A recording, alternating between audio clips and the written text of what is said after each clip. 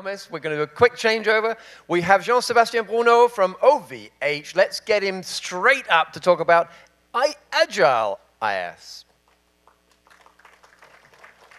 Louder, louder. Good morning, everyone.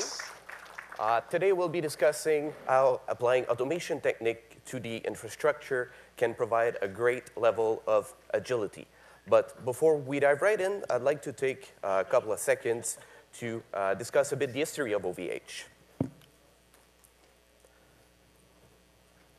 So, just give me a quick second here.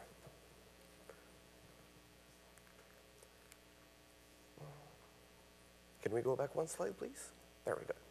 So the company was founded in 1999 by the Klaba family.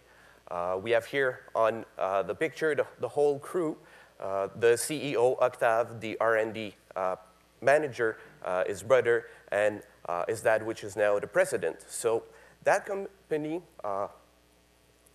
as I was mentioning, was founded in 1999 in a basement, like every good technical company. This is where they started to deploy dedicated server and shared hosting.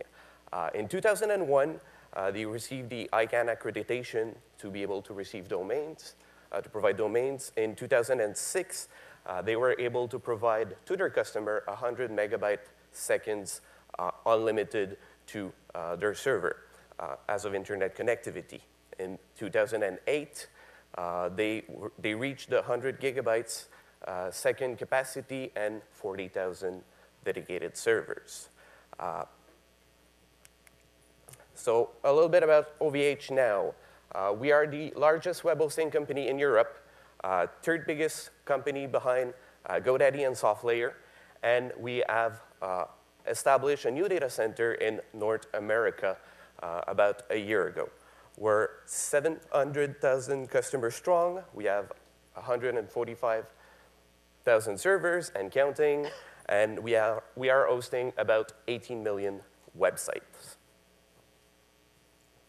OVH in the world, we have 15 subsidiaries in 16 countries, and are employing about 600 persons. Actually, that number is a little bit low now. We are closer to 650.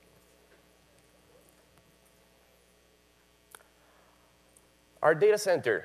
This is a state-of-the-art data center that are entirely designed, built, and operated by OVH.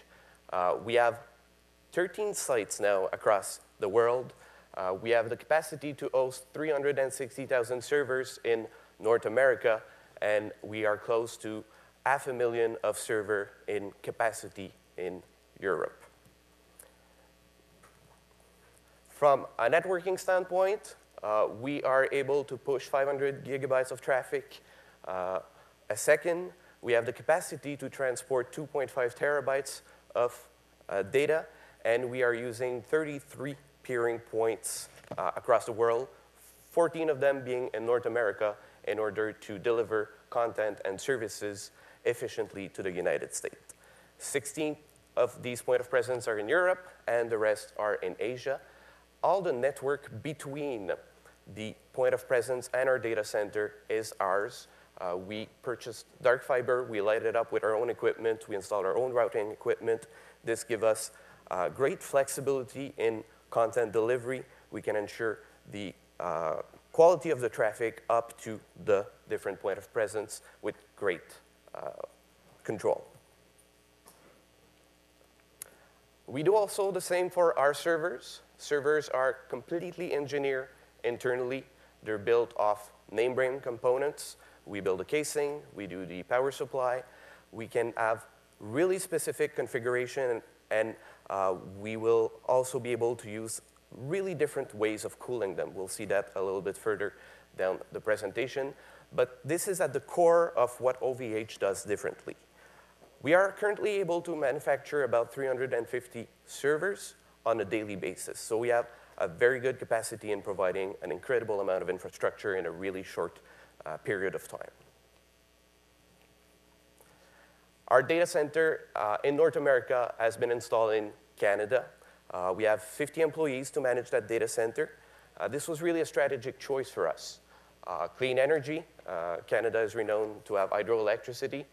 nice weather. It's get cold in the winter, so cooling is not an issue there.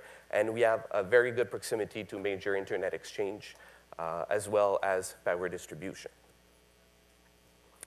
If we dig a little bit in the data centers, you'll see that no data centers are like these ones currently. The BHS data center is just south of Montreal. That is the code name of our newest data center in North America. The choice to build a data center there was definitely related to access to clean energy, as well as the weather and the accessibility. We're close to Montreal, we're close to New York as well, about 11 milliseconds away from New York to be exact. The data center has been built in a repurposed aluminum foundry. This is a foundry that has operated between 1943 and 2009. The aluminum smelting plant was a very good choice for us because aluminum transformation required vast amount of power as well as generate vast amount of heat. These facts are really in common with hosting servers. The building is engineered to dissipate that heat, and there was already electric route in order to supply the power demand of that specific industry. So the building was abandoned in 2009, and we were able to repurpose it into a data center.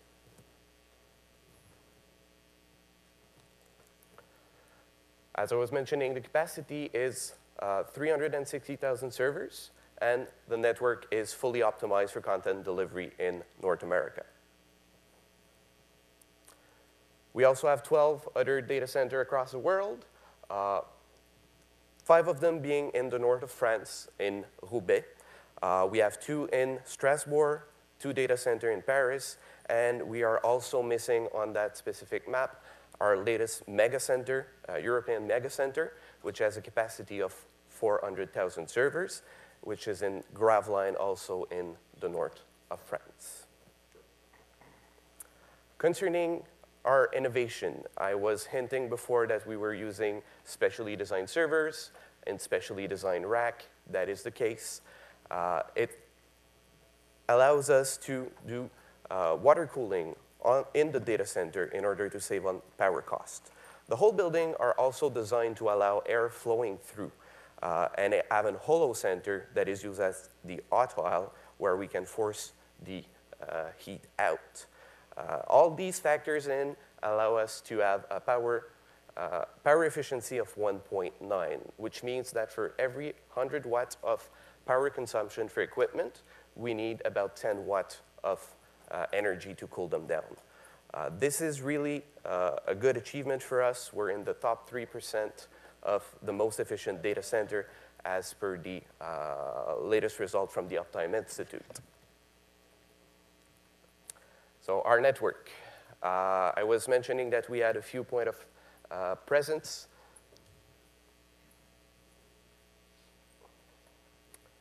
Before, and this is really what it looks like for North America. We have 100 gig seconds between Newark and Miami, 100 gig seconds between Newark and Los Angeles, 100 gig seconds between Chicago and Montreal, 100 gig seconds as well between Chicago and Palo Alto, and the same thing between Newark and our BHS data center. We also have about 200 gig seconds of transatlantic connectivity to be able to reach our European network. All this is built over dark fiber that we've rented and is powered up by our own equipment and entirely managed by OVH. Routing is being done with BGP and OSPF to make sure that we have the most flexibility. The European network has a very good reach for the whole area around France.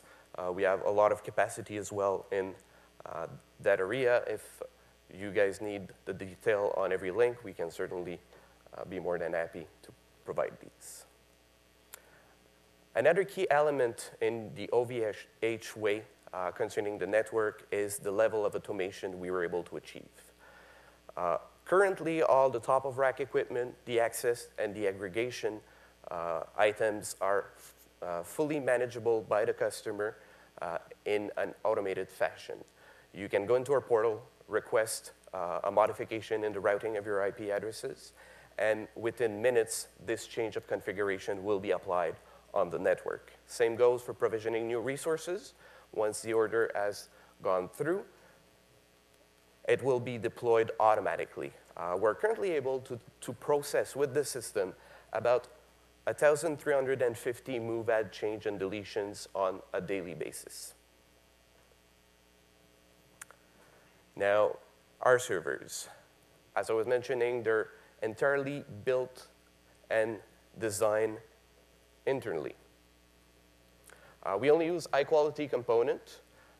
We also have a very strong hardware expertise in-house, which allows us to build very powerful and fast machine, but having hardware expertise in-house is also a great benefit. At 3 o'clock in the morning, if you need a hardware engineer, we have one available, and we can definitely have issue resolved in a quick manner. A bit more about water cooling. It's been used by hobbyists for the longest time. It works. It's able to dissipate a very good amount of heat. Right now, 70% of the heat of our data center is moved out by water. Now, the question we get all the time is, does this work and it is reliable? Well, yes, it is. We've been working on this technology since 2003, just developing the proper mix for the water to ensure that no issues with blockage or deposit took almost a year. But now it is a reality and it works very nicely. Compared to other traditional cooling, I would say it is more efficient and we have the same level of reliability. The cooling equipment are typically very complex machinery with compressor, gas, and so on and so forth, and have a tendency to break. The water cooling system is a lot simpler and able to move out the heat quite faster.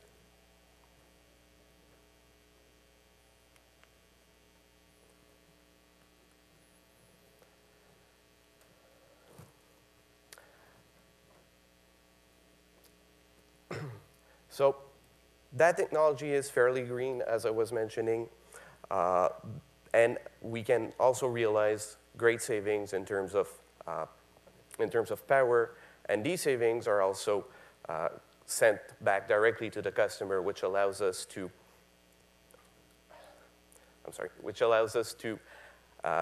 be really aggressive in terms of pricing. We also do a very good level of automation for server delivery. New server can be provisioned within an hour. We do automated quality assurance, burn-in test, and connectivity test. And we can hands-free deploy one of the 40 operating systems we currently support. From the click of a button to the moment where your server is available, no human will be touching the actual machine.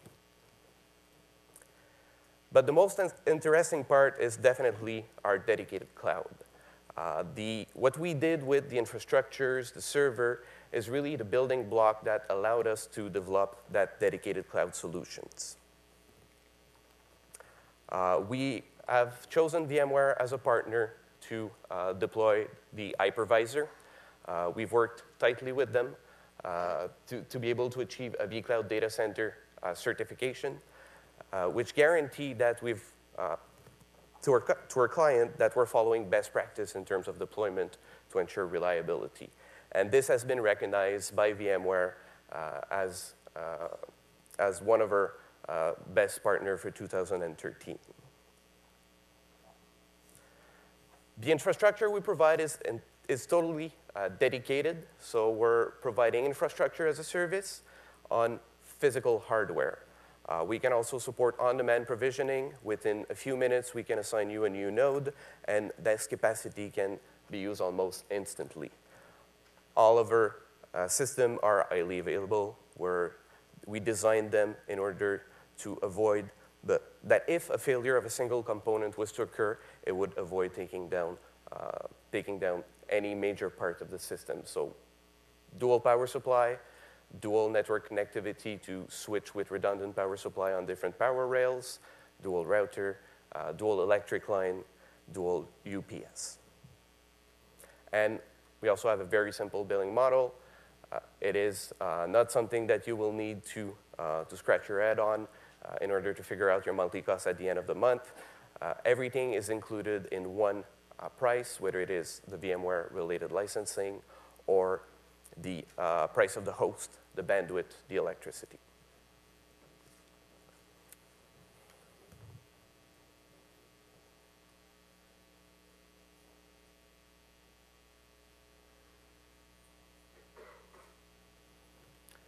So in terms of performance, we're using the latest chips available, latest technology, including SSD.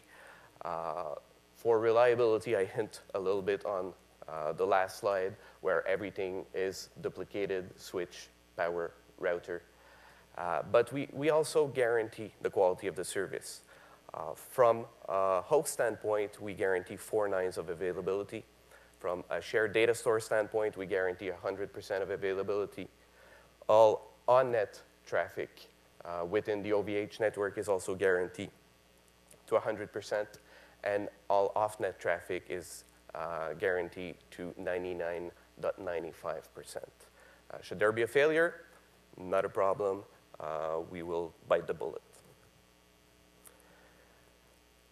Concerning the security, our French cloud or European cloud deployments have been audited and certified for ISO 27001. We've deployed the same architecture with the same guiding principle in North America and are currently working towards the SOX 1, 2, and 3 certification. This is really to ensure the security of the information, the protection of the information from a logical and a physical standpoint, to prove and document that we have the process in place to guarantee that the information will be available as described, that we have all the processes that are reviewed and audited to support these operations. And that, obviously, the confidentiality of the information of our customer is fully respected.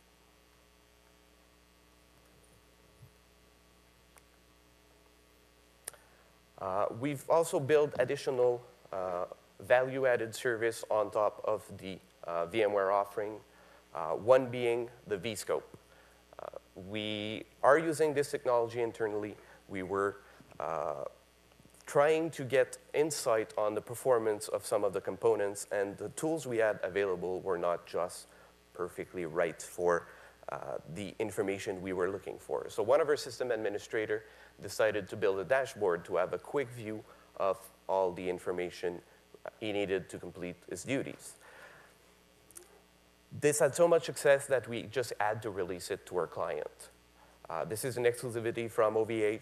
It gives you a very good drill down and insight capability on the performance of your host, your data stores, as well as your VM. We're also tightly integrating with vCenter and vSphere, ordering new hosts, new network connectivity, as well as new IP addressing can be done straight from the application itself. So at 3 o'clock in the morning, if you identify resource-constrained condition, you don't need to jump through hoops to provide additional resource. With the click of a mouse within your vSphere client application, you can deploy new resource, and they will be made available to you within minutes. Now, concerning our roadmap, we have today in production the new BHS data center. We've just deployed the Nexus 1000V to all of our customers. We've released Veeam Backup as a Service beta. We are also testing in closed beta a VPN offer to allow site-to-site tunnel and secure cloud access for our client, as well as an Cisco ACE load balancing as a service. From a cycling standpoint, we are planning 2 really short cycles where we will be deploying VMware Web Client. We will be deploying the chargeback module for those who are looking into reselling. And we will be deploying vShield Zone as well. After a little bit of time, we will go ahead and have the launch of our Strasbourg data center, the dedicated cloud in this particular site, as well as finalizing an upgrade to vSphere 5.1 update 1. And what the future holds, we will be working at disaster recovery, mainly disaster recovery as a service, VDI with VMware View, and availability auditing. So thank you, everyone. If you have additional questions, I'll be more than happy to answer them. The other one. Here I come. Oh, look at that. Took me by surprise with an early finish there, but let's have a question for Jean-Sebastien. They're so far away, these people. They probably want to say, why are you so far away? So everyone understands everything about OVH suddenly. But not this gentleman. That was a good question. Are you guys hiring? That's allowed. Hi, my name is Greg. Just a tiny question. You said you build all your infrastructure on your own. Is it down to the design of, for example, motherboards, or those are the market components? Those are name brand components that we assembled, that we choose and assemble internally. Okay, thanks. Anyone down here? To my left, to my right. Here we are. Lady there, coming up. This guy got Yeah, I was just wondering your typical customer base. I'm sorry? What type of, what's your typical customer base? Are they private companies, or are they, you know? We can accommodate any type of company from SMBs up to enterprise. We have the capacity to scale to everything in between. Thank you. short, sharp, and shiny answer. We can do it. Anything from over here? Because if not, we're going to thank Jean-Sebastien, and we're going to, of course, remind you they're on the show floor, and I believe that's open now. So maybe you want to follow up with them there. Thanks again, sir. Round of applause for Jean-Sebastien Bruneau from OVH.